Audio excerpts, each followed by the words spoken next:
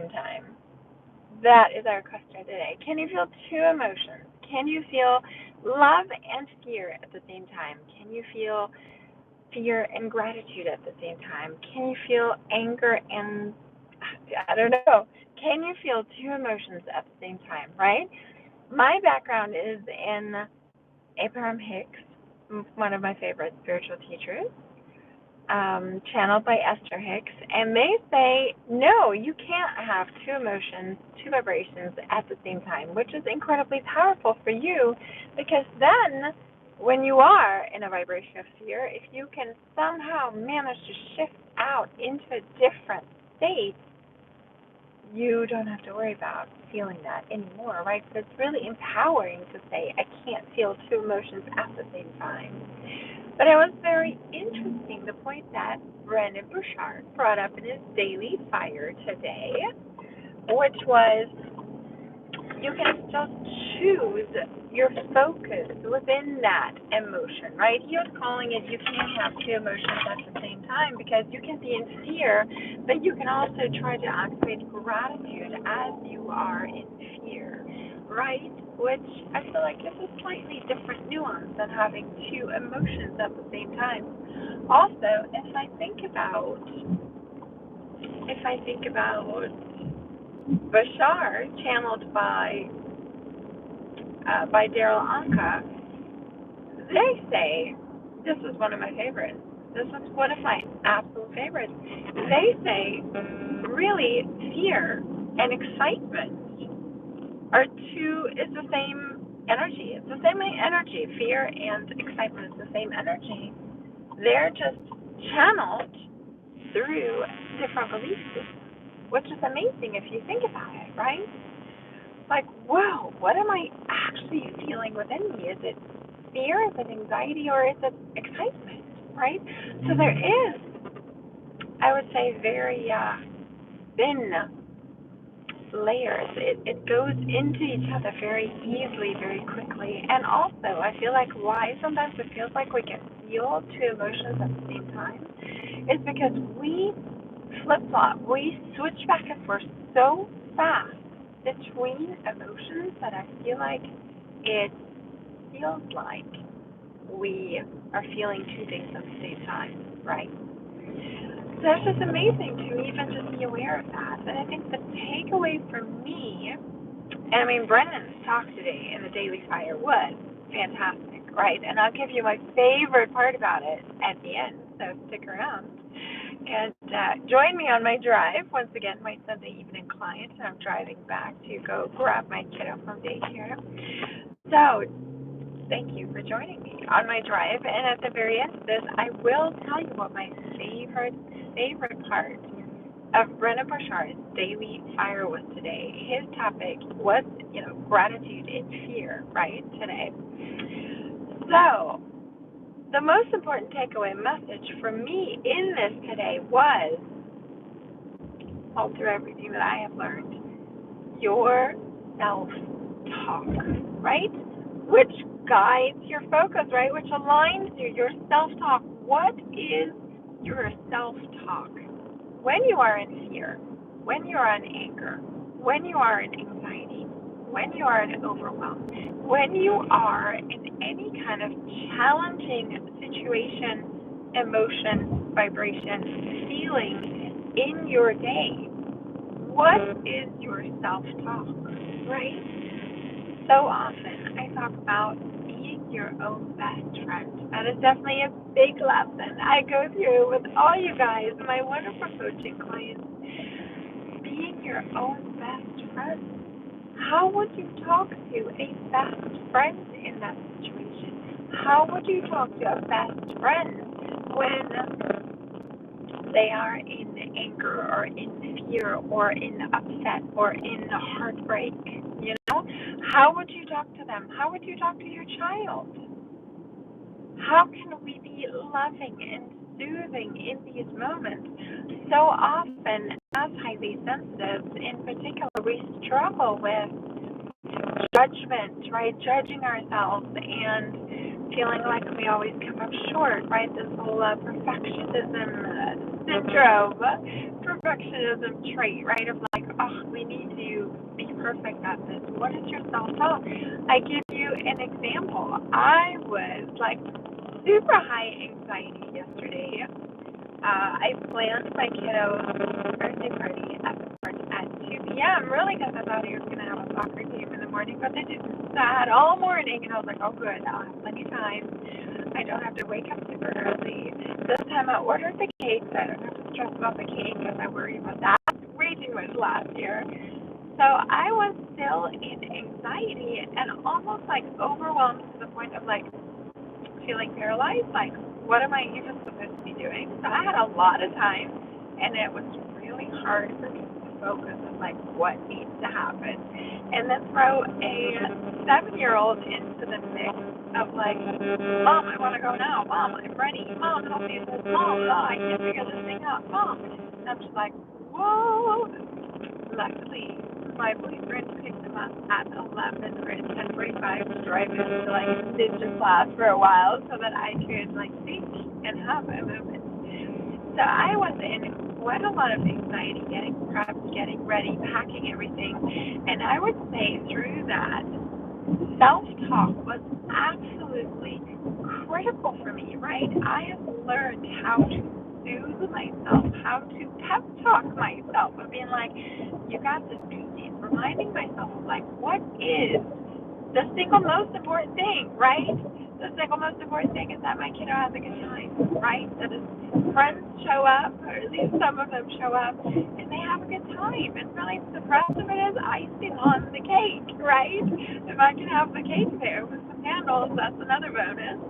But it's like we can get around everything else. What is the most important of that day? What I need to bring, how this can go, what's the most important, and then talking to myself rather than being like, oh my God, you're behind, I can't believe it, you're going to be late. Instead, like, talk to yourself like, you got this, you can figure this out, focus, we can make this happen, you're almost done, you're right on track, we're going to get this done. You know, it's like, how can you pep talk yourself? How would you pep talk somebody else, right? And then also, after the fact, right, the critic always wants to come out and be like, wow, you could have done this better and that better and that better. And I don't know if this person had a good time, right? Ruminating as they highly sensitive, we do this. And I don't know if that's what kept me up last night. I was exhausted and fell asleep at like 10 p.m. and then woke back up at 1:30 in the morning, just wired and could not go back to sleep, which is unusual for me. I know highly sensitive struggle with sleep sometimes, so put in the comments below if you have ever struggled with sleep and what you do. But once again, even waking up at 1:30 in the morning, I was talking to myself in a loving, soothing manner, in an optimistic manner, right? Rather than being like, oh my God, I'm going to be so exhausted tomorrow, I have to work on with science, I want to be at my best, it's in the middle of the night, I need to get some sleep, this is my only morning to sleep in, why can't I sleep right now? Instead of saying those things, saying to myself, okay, Christine, it's totally understandable that my brain would be overactive right now, right? There's been so much happening. This week has been incredibly busy. I really wanted to make sure that my kiddo felt loved and supported and nurtured and celebrated through his birthday. Totally understandable why my brain would be so active right now. Is there anything that I need right now? What can I do for myself right now in order to just kind of distract myself or get myself to stop analyzing and nitpicking everything about this and just kind of soothe myself, right? Do I need to listen to something? And I grab my headset and I listen to something for a while and I was like, nope, that's not doing that. Do I need music? Yep, let me try this. And even just like reminding myself, even if I'm just laying in this bed, closing my eyes, resting my body, that's already way better. I'm already getting a lot of rest this way, right? If my body is up right now, there must be some reason why my body is up right now. It is okay. It is okay. It's going to work out okay, right? Soothing self-talk. Tell me, have you tried it? Have you been there? How is your self-talk? Do you catch yourself beating yourself up? Do we need to talk a little bit more about it of like, how can I get there? I am not the nice to myself, right? I don't even know when exactly it switched for me. Well, I mean, I remember that one moment. I was going through a lot of body issues in terms of like digestion and gut issues and IBS and also kind of self-image of like I want to be more toned, I want to look more fit, I want my belly to look a certain way, especially because I was going through a lot of bloating and stuff like that. And I remember talking to my boyfriend at the time on the phone, and I was just like, okay, that's it. I'm starting this new diet, and I'm starting this new way of being and talking to myself, and I'm never going to talk bad about myself again. And he just goes, yeah, right. Yeah, right. You know, it's not going to last. And in that moment, I realized how much I was bad-mouthing myself, how much I wasn't believing in myself, how much I was, just like complaining and just not being nice about it to myself. And in that moment, I silently decided, without sharing this with him, I was like, you know what? From now on, I am going to be my best friend. From now on, I am going to speak in a loving, supportive manner about and to myself. Because if I don't have my own back, who will? Who will? You know? I want to have my own back, and it's important for me to have my own back. So that's what I'm going to do. Tap into the moment where I decided. Now, did I slip up after that? Of course, lots of times. It still happens sometimes when I'm in a moment of overwhelm or frustration or feeling like, really, you messed this up again? But the difference is that I catch myself right away, and then I shift and change. I'm like, whew, okay, that was very loving. How can I say this in a nicer way? And I've dabbled a little bit into family systems, and they do say that that part of you, that criticism, that part of you that judges and critiques yourself, that does have a place, right? It does serve a function. So you can also go as far as saying, hey, thanks for that feedback, part of me. I appreciate it. What are you trying to really convey or help me with? But then still, I would come around to embracing the positive self-talk of like, okay, you have a place at the table, but at the head of the table is my best friend. I want to be my own best friend. I want to have my own back. I want to nurture and love and support myself. So that was kind of the direction my mind went when I listened to the Daily Fire this morning of gratitude.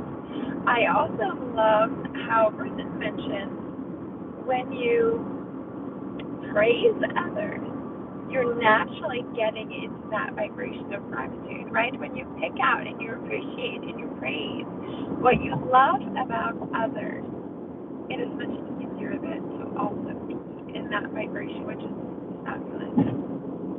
And the last little nugget, the big thing I wanted to share with you, which I just thought was absolutely brilliant when Brendan talked about it.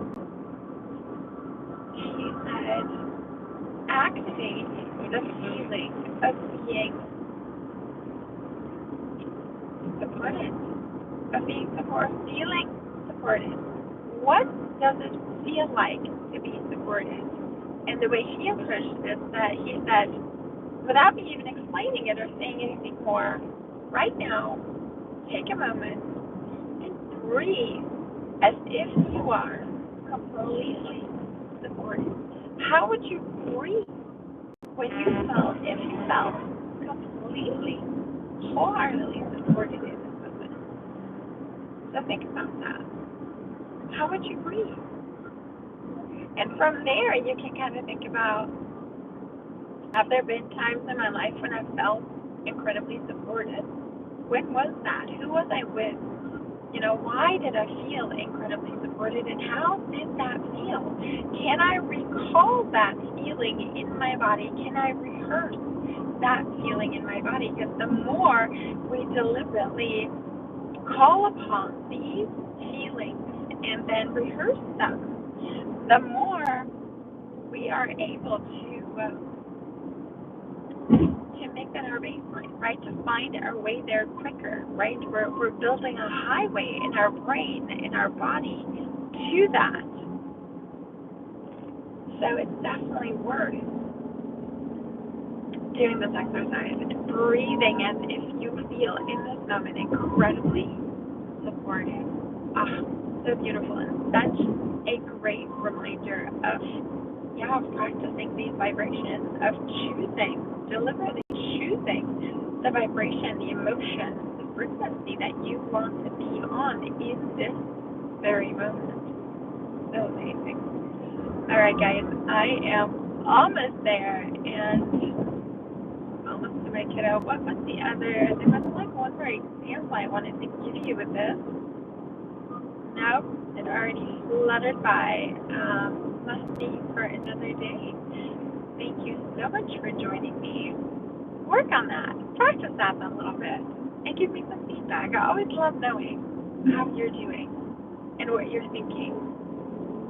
Until then, I will, and the rest, I will talk to you